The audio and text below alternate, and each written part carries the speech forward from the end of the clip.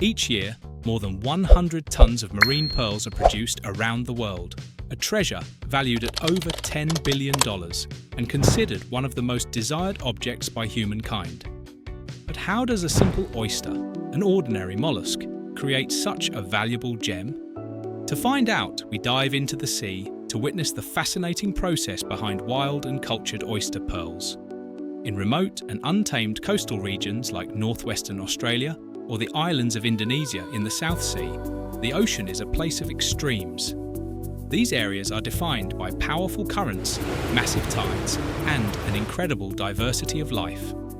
Here, pearl oysters, scientifically known as Pinctada maxima or silver-lipped oysters, live on the seabed, filtering water to feed on plankton and microscopic nutrients. These oysters are bivalve mollusks with hard shells that protect them from predators. They can grow up to 30 centimeters in diameter and live up to 40 years under ideal conditions. They are solitary creatures, anchored to the seabed in warm, nutrient-rich waters, where ocean currents bring a constant flow of food. But their life is not peaceful. The ocean is full of threats, from parasites to irritating particles that can enter their bodies. But how does an oyster form a pearl that will be worth thousands of dollars? The formation of a pearl begins with an intruder.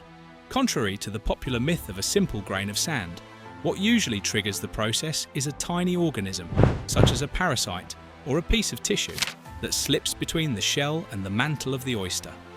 The mantle is a soft layer of tissue that lines the inside of the shell and is responsible for secreting the material that forms both the shell and the pearl. When it detects this irritation, the oyster activates a defense mechanism. It begins to secrete nacre, also known as mother of pearl, around the intruder to isolate and protect itself. Nacre is a crystalline substance composed mainly of calcium carbonate and organic proteins, similar to the material that forms the iridescent inner layer of the shell. It is light, yet extremely strong, stronger than concrete in proportion to its weight. Layer by layer, nacre is deposited over the irritant. This process can take years since each layer is microscopically thin. Over time, a smooth and shiny sphere is formed, the pearl.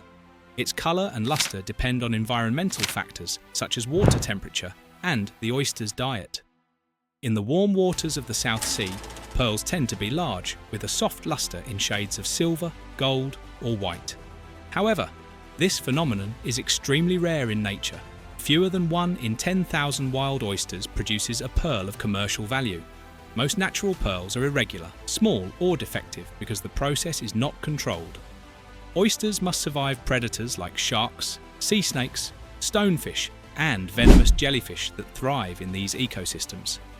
Additionally, massive spawning events, where millions of larvae are released into the ocean synchronized with lunar phases, ensure the continuation of the species, but only a few survive to maturity. These spawning events occur during specific seasons, driven by tides. Currents carry the floating larvae for weeks until they settle on the seabed. This cycle sustains biodiversity, attracting large migrators like whale sharks that feed on the abundant plankton. But for oysters, it means constant competition for resources and space. In these environments, natural pearls have been coveted for millennia. They represent not only beauty, but also the resilience of marine life. However, harvesting them requires venturing into a dangerous world where humans become intruders in a hostile ecosystem. To obtain natural pearls or wild oysters suitable for cultivation, divers must descend into the depths. In remote coasts, such as those of Kimberley in Australia, specialised fleets operate during specific seasons, usually from March to September, when weather conditions allow access. The boats drift at about 2 kilometers per hour, allowing divers to explore the seabed. Equipped with protective suits against jellyfish stings, air hoses connected to the surface, and emergency tanks, the divers swim in hour-long shifts, covering up to 19 kilometers in a single day. It is physically demanding work, 8 hours underwater, collecting oysters one by one. Each oyster found is recorded, and divers are paid per piece, which encourages competition. But the risks are high. Deep diving can cause decompression sickness if the ascent is not gradual. The waters are filled with predators. Tiger sharks patrol in search of prey. Venomous sea snakes can attack if threatened. and stonefish camouflaged on the ocean floor carry deadly venom. One of the most insidious threats is the irukandji jellyfish, no larger than a fingernail, whose sting causes intense symptoms, spasms, nausea, extreme pain, and a terrifying sense of impending death. The venom affects the nervous system, raising blood pressure and requiring immediate medical treatment such as morphine injections and constant monitoring. Despite the danger, trained divers quickly return to the water, accustomed to a life of adventure. At greater depths, around 33 meters, divers search for older oysters prized for their mother of pearl. The shifts are shorter, lasting about 25 minutes, with mandatory decompression stops to eliminate nitrogen buildup in the blood. Here, interactions with humpback whales add another layer of danger. These giants migrate to warm waters to give birth, and their curiosity can entangle air hoses, dragging divers unexpectedly. Once collected, the oysters are transported to laboratories for inspection. In nature, only a fraction contain valuable pearls, but their shells are used for seed nuclei or for products such as buttons. This wild collection is the bridge to cultivation, where humans replicate and optimize the natural process to produce pearls on a larger scale. Although natural pearls are rare and valuable, historical demand has depleted many wild oyster populations. To meet market needs without destroying ecosystems, cultivation techniques were developed in the 1950s. Today, most South Sea pearls come from controlled farms where pearl formation is induced in live oysters, maximizing production while minimizing environmental impact. Cultivation combines biology, technology, and patience. It begins in laboratories and extends to remote marine farms free from pollution. The goal is to produce large, round, and shiny pearls that can be worth thousands of dollars each. A 20mm South Sea pearl can sell for $1,500 and a full necklace for over $200,000. But the process takes up to 5 years, with low survival rates. Only about 25% of oysters make it to harvest. So how is it possible to create pearls naturally? Everything begins in a controlled laboratory environment where ideal conditions for the oyster's life cycle are reproduced. The temperature is maintained at 20 degrees Celsius to optimize development. Adult oysters are selected for breeding. Spawning is induced by releasing sperm and eggs in tanks, synchronized with natural lunar cycles to mimic the ocean. The resulting larvae, microscopic in size, float in the water for weeks. To feed them, phytoplankton is cultivated by mixing salt water with nutrients such as sodium hydroxide, allowing it to rest for 5 days until it multiplies. The larvae feed on this plankton for 45 days, growing to about 1 millimeter in diameter. Technicians monitor pH, salinity, and larval density daily to prevent disease. Once ready, the oysters are moved to the sea to reduce costs.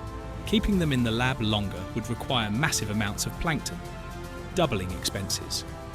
This transfer marks the beginning of the risky phase, where mortality can reach 75%. In marine farms such as the protected bays of Indonesia or Australia, juvenile oysters are placed in submerged nets.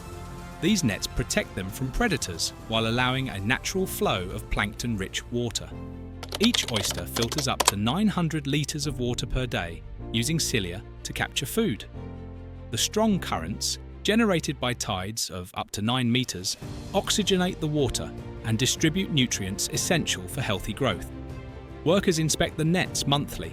They remove the oysters, clean their shells of algae, worms, and venomous snails that could suffocate or pierce them. If the shells become blocked, the oysters stop feeding and die. This manual cleaning is laborious, involving small boats that travel long distances. In these waters, predators such as saltwater crocodiles patrol the bays. They can leap into boats, requiring constant vigilance. Sea eagles and dolphins also frequent the area, drawn by the abundance of marine life surrounding the farms. After 2 years, the oysters reach the proper size, around 10 to 15 centimeters, for implantation. Only the healthiest are selected. The weaker ones are discarded to maintain quality. Now comes the moment that defines the entire pearl cultivation process, the implantation of the nucleus. Imagine a sterile laboratory, bright lights, and a controlled environment where every movement counts. Here, Highly trained technicians, often with years of specialized practice, many of them schooled in traditional Japanese techniques, perform precise surgery on the oysters. This procedure, known as grafting, is the core of pearl cultivation and requires surgical precision to avoid any damage that could kill the oyster or result in a defective pearl. The process begins by selecting mature, healthy oysters, which are placed on work tables. Using delicate instruments such as a speculum, similar to a separator, the shell is carefully opened to avoid harming the mantle, that soft tissue layer lining the interior. Here, the goal is to access the reproductive area, called the gonad, which is the ideal site for implantation because it provides space and nutrients for the pearl to develop. The nucleus itself is a perfectly shaped sphere, usually made from the shell of a freshwater mussel, like those from the Mississippi River in the United States, polished to a smooth, flawless surface. For South Sea pearls, these nuclei typically measure between 6 and 8 millimeters in diameter, since Pinctada maxima oysters can host larger sizes, allowing final pearls to reach 20 millimeters or more. The technician makes a small incision in the gonad, gently shifts the tissue, and inserts the nucleus at the center. But that is not all. Immediately afterward, a tiny fragment of mantle from another donor oyster, known as saibo in Japanese, is added. This piece of tissue, taken from an oyster sacrificed for its superior quality, is placed just beneath the nucleus. Why is it so crucial? Because the saibo contains specialized cells that stimulate nacre secretion. Without it, the oyster would not react to the nucleus as an irritant and would not form the layers needed to create the pearl. It is like planting a seed in fertile soil. The nucleus is the base, but the saibo is what makes it grow. Precision here is absolute. A cut that is too deep could cause infection, while a misplaced nucleus could lead to a deformed pearl, shaped more like a drop than a sphere. Technicians work in short sessions to maintain focus, and each implantation takes only a few minutes, but mastering the technique can take years. Once completed, the oyster naturally closes, and it is transferred to recovery tanks with oxygenated, controlled water, where it remains for several days to heal. During this period, its behavior is monitored. If it opens and closes its shell normally, it is ready to return to the sea. This step not only replicates the oyster's natural defense process, but optimizes it. In nature, a random irritant might produce a pearl over many years, but here, with a controlled nucleus, a uniform nacre layer forms, resulting in larger and brighter gems. While the oysters recover, the team prepares the next batch, keeping a steady rhythm in this marine production line. Once implantation is complete, the oysters enter an intensive cultivation phase in marine farms. These are remote bays, accessible only by boat or seaplane, hundreds of kilometers from the nearest town. These locations are chosen carefully to minimize human contamination, which could introduce impurities and affect nacre quality. Since oysters are natural filter feeders, a pure environment is essential for their health and for the brilliance of their pearls. The oysters are hung on long ropes or submerged panels stretched across the bay at varying depths, depending on the season. In winter, they are moved to warmer waters to maintain optimal metabolism, while in summer, they are placed in cooler areas with strong currents. Teams of technicians monitor key parameters daily: water temperature, oxygen levels, salinity, and pH, using digital probes and buoys equipped with sensors that record data in real time, preventing issues such as toxic algal blooms or sudden oxygen drops that could stress the oysters. One of the most critical maintenance tasks is rotation to ensure round pearls. During the first 40 days after implantation, the oysters are manually rotated every 3 days. Why? Because gravity affects how nacre is deposited.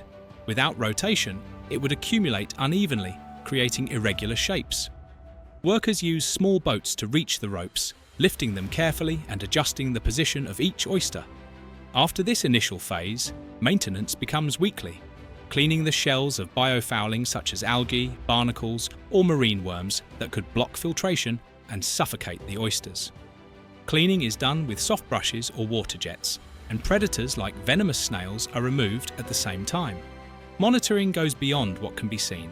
Every month, samples are examined using X-rays or ultrasound, non-invasive techniques that allow technicians to see the pearl's progress without opening the shell.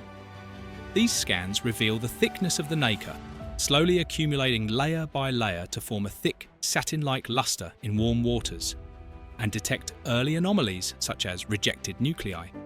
If an oyster shows signs of weakness, it is isolated to prevent disease from spreading, but not everything is calm. Cyclones and storms pose constant threats, capable of destroying entire facilities with massive waves. For this reason, farms are located in protected bays with strong yet stable currents that oxygenate and nourish the water. Natural phenomena like the horizontal waterfalls in some bays, where tidal surges push water through rocky gorges, illustrate this dynamic, mixing nutrients from the seabed and creating a banquet of plankton that accelerates pearl growth. While workers face these challenges from dawn to dusk, the ocean quietly continues its work, depositing layers of nacre that transform a simple nucleus into a precious gem. After months or years of this meticulous care, the moment of truth arrives, the harvest. After a period that can last from 2 to 5 years, depending on the species and environmental conditions, the oysters are ready for harvesting. This often takes place during specific months, like June to August for South Sea pearls, when nacre reaches its peak colour and lustre. Teams lift the ropes from the water in coordinated operations, transporting the oysters to nearby laboratories to prevent thermal stress. Once on the table, the shells are opened with precision. For young and healthy oysters, the pearl is carefully extracted using fine tweezers to avoid tissue damage. If possible, a new nucleus is immediately implanted, allowing up to 3 cycles per oyster. This maximizes production. In the first harvest, pearls typically measure 7 to 11 millimeters and weigh between 0.8 and 1.3 grams. In the second, they grow to 12 to 15 millimeters, and in the third, they can exceed 20 millimeters and weigh over 8 grams. Older oysters at the end of their cycle are fully processed. Their meat is sold to gourmet restaurants, and the mother of pearl is recycled to make new nuclei, buttons, or even watch dials. However, not all pearls are perfect. Only about 20% reach premium quality, perfectly round, highly lustrous, flawless, and deeply radiant. The rest may be oval, baroque, or marked, but they still hold value for creative jewellery. Classification itself is an art. Pearls are evaluated by size, measured in millimeters, shape, round, drop, button, colour, ranging from silvery, white to golden, lustre, the reflection of light on the surface, and surface quality, free of pits or scratches. The best are graded AAA, reserved for high-end necklaces that can take years to assemble, requiring perfectly matched pearls in tone and size. After extraction, the pearls are washed in salt water and gently dried, sometimes lightly polished to enhance their natural brilliance. The delicate art of cultured pearls not only produces gems worth hundreds of millions of dollars each year, but also reflects the fragility of the entire process. With high oyster mortality rates, divers facing predators and harsh conditions, and the need for healthy marine ecosystems, every pearl is a true achievement. In a world affected by climate change, maintaining clean and stable waters is essential. Fortunately, pearl cultivation offers a sustainable alternative to natural harvesting, preserving wild populations and creating safe habitats for fish and corals. Although challenges remain, such as pollution and extreme storms, innovation and responsible practices allow this industry to continue thriving, reminding us that behind every pearl lies much more than beauty, and that is how pearls are made. Tell me, what did you think of the process? I'll read your thoughts in the comments. If you enjoyed it, give it a like and subscribe. In the windows that follow, you'll find more videos about industrial processes as fascinating as this one. See you next time.